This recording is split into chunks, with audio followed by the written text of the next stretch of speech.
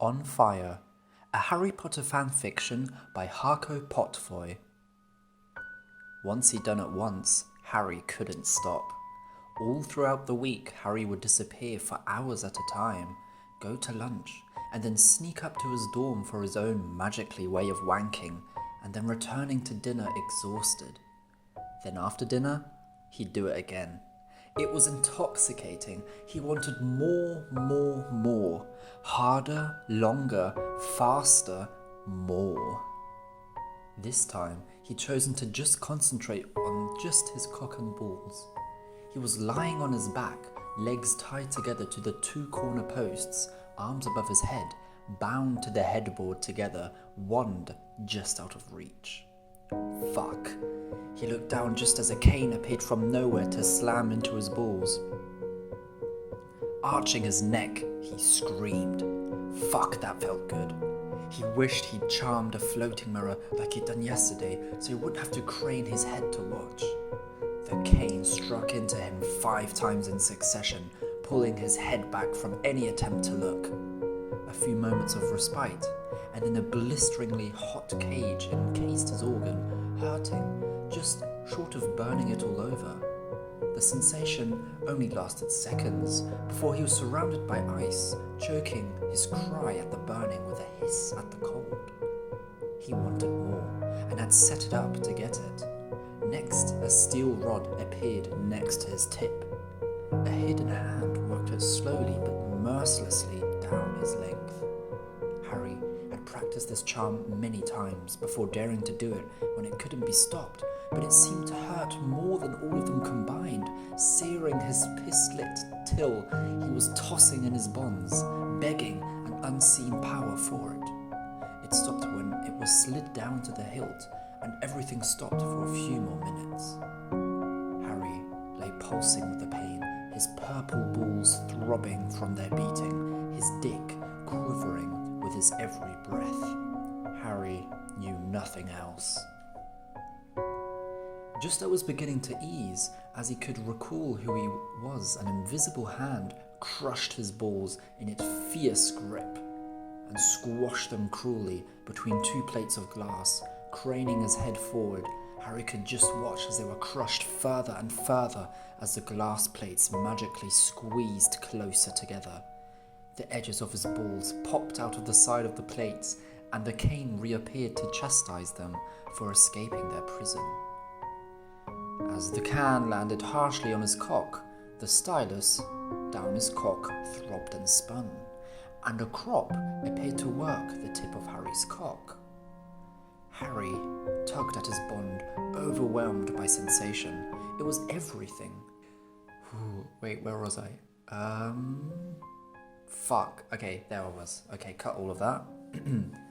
He let loose a scream as the crop hit the stylus, sending reverberations up and down his cock. Everything hurt, and he wanted it so bad. A candle appeared and dropped wax on the free part of his balls, and the cane whipped it off as it cooled. It was heavy.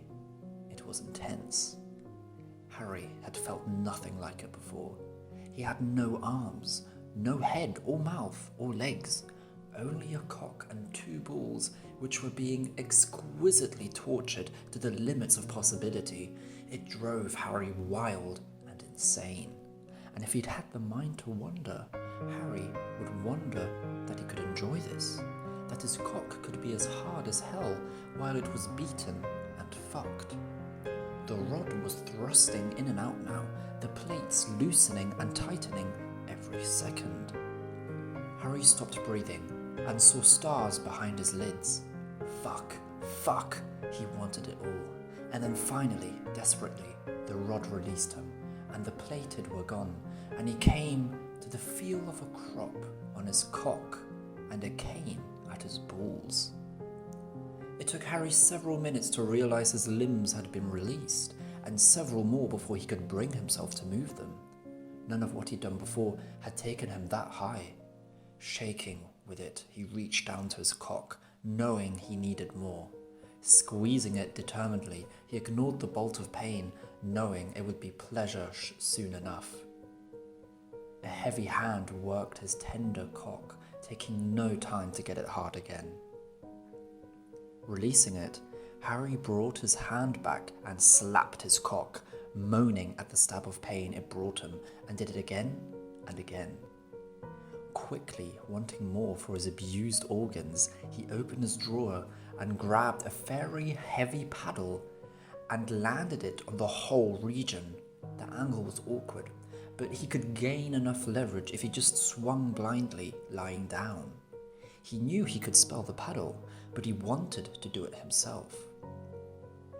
It nearly killed him, having to will himself to lift the paddle each time and bring it crashing back down, forcing himself not to soften the blow at the last second. It was cruel, and Harry loved it.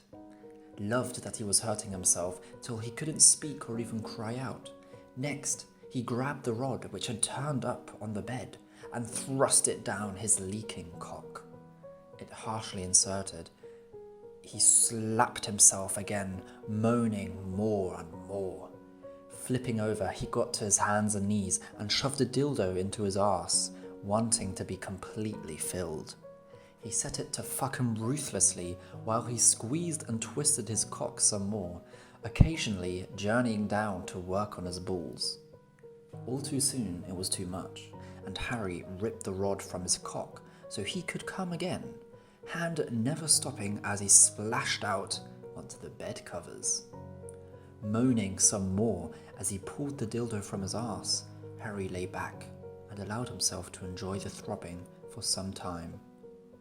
Resigningly, he picked up a healing potion from his drawer and coated his cock and balls, massaging it gently into his abused skin before using it to delicately bring himself to a third orgasm, sighing at the feel of the slow build-up so different to the first two for the night, the contrast making him want it all the more, and as his cum splattered his stomach, bemoaned the fact he knew he couldn't go another tonight.